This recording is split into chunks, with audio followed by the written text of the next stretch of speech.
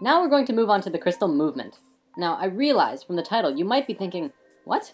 Is this some kind of new movement like Zeitgeist or Occupy, only based around crystals? Well, not really. But if we follow through with this shift in consciousness could be an incredibly smooth process. Crystals, being conscious, don't just like sitting around in the same spot all the time. They like to travel, just as most people do. Crystals move about when they want to. They change owners, jump out of your pocket, and flat out abandon you when the time is right for them. If you are in tune, you will be able to know when a crystal is ready to move to someone or somewhere else. Just like people, when we are done with a task, it might be a time to move on to something new. Crystals are the same way.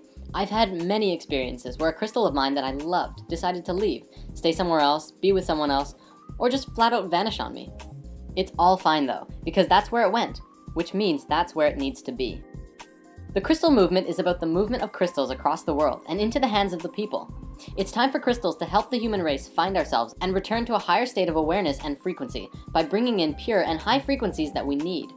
All over the world, people are beginning to give crystals and move them around. They're giving them as gifts for holidays and birthdays.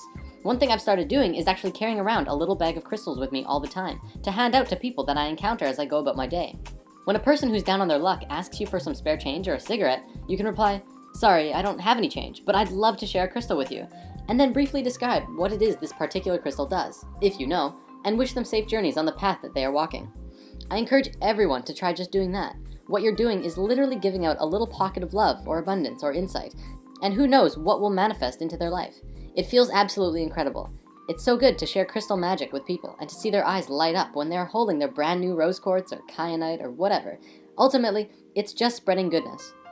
If you're shy and don't necessarily want to hand them out to strangers, you could also just leave them wherever you go. Jim Carrey said that he used to go around and write, "Have a great day" on $20 bills and leave them around the city for others. You can do that with crystals. Can you imagine the feeling of stopping to tie your shoe and finding a beautiful piece of rose quartz just saying, "Take me"? Now imagine being able to give that to others. Compassion, love, and gratefulness are such powerful and incredible emotions and frequencies, and love will be the force that brings us together.